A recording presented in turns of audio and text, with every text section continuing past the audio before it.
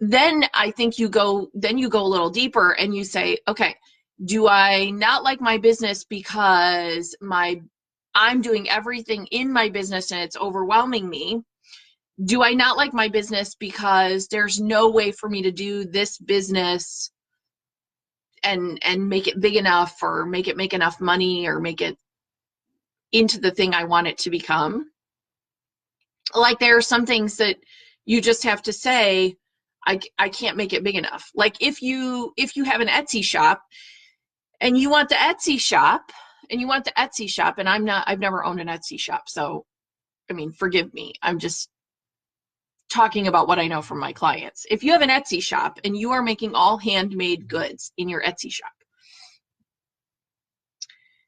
you have to figure out how many handmade goods can you put in your Etsy shop. And it may be that you cannot, at the price point that you're selling at, or the number of handmade goods that you're able to produce, that business is not going to reach the revenue level that you need or want. Now, that doesn't mean you stop doing the Etsy shop. Maybe you just shift the way you do the Etsy shop. Maybe you start batching your production. Maybe you change up the price point. Maybe you look at things differently. But you have to look at that, right? Like, if you have an Etsy shop and you are doing handmade goods, there's only so many hours in the week. There's only so many days in the month. There's only so many handmade goods that you personally can create to put into your Etsy shop. Do you add new items? Do you change the way you make the items? Do you get help making the items? If you're looking at your business and your business is not making you happy, like we've talked about the money, right? It's not making you money. It's not making you enough money. It's losing money. But then we go to this, okay, it's not the money. It's not the money that matters in my business. It's the way I'm working in my business, or the way I have to work in my business. If you have to hustle harder and hustle all the time, that's maybe something to consider.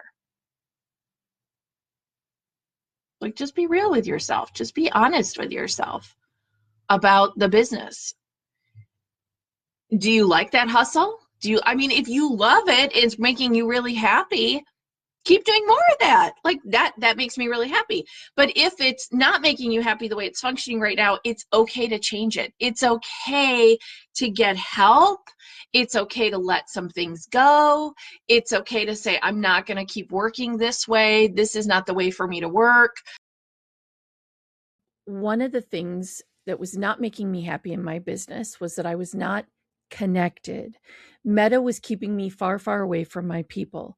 And what had worked for me in 2009, what had worked for me in 2012, what had worked for me in 2019 and across the pandemic was no longer working. It wasn't working. It wasn't effective anymore. So instead of bashing my head against the wall, I decided I would go to a different platform where I could work differently. And what I love about this platform is that I now have a community filled with people, filled with people. And this is what's mighty. This is what's powerful. So I want to encourage you to look at the way you want to work with your people. What would help you? I needed a classroom that people could access easily from the same place where they had community. I needed people to have a calendar that they could access from the same place they had community. My business had gotten very bloated and very complicated.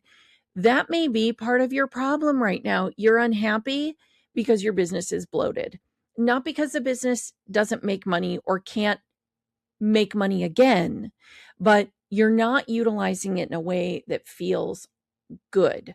And simplicity is the fastest way to scale. Have you simplified your business? Have you made it easier? Have you made it more accessible? Example. I talk with people all the time who have products, right? They sell physical products. And I talk to them about, why are you the one selling the product, shipping the product, packaging the product? Can you find a nice college kid to do that for you? I even have a client that now we're to the point where she really has to have a fulfillment center. Like she's shipping a physical product. She shouldn't even be the one packaging it. Like, it's taken over her 2-car garage. She shouldn't even be the one doing it now, because really she needs to get out to all of these events and talk with women and sell and get into these places where she wants them to carry her product as wholesalers. She needs a fulfillment center. She should not still be trying to do it out of her garage, because that's not working. That's frustrating her. And you can get up and you can move. You can change your life and you can change your business, and you do not have to keep doing the same old. And just because someone told you it was going to work, at some point you have to say, is it making me happy? Is it making me happy? I have another client who has physical products that she was busy running around all the time delivering physical products. And I was like, why are you delivering physical products every single day at every moment of every day? That actually comes up more often than you think, because I have a lot of conversations with product sellers, and I'm like, I don't understand that. You are driving across town, you are running to the post office every day. I said, you've got to get people on a schedule. Like, these are when I make deliveries, these are when I do my shipping, this is when you get it. There's no emergency for them. And if you are selling products, one of my clients has an online boutique. If you are selling products, what's the fulfillment process, right? When are you shipping? When are you labeling? Where are you storing all the products? What is that going to look like? What's that going to be? I want you to see something that we did that created, look at this, 4,000% growth with just 95 enrollments.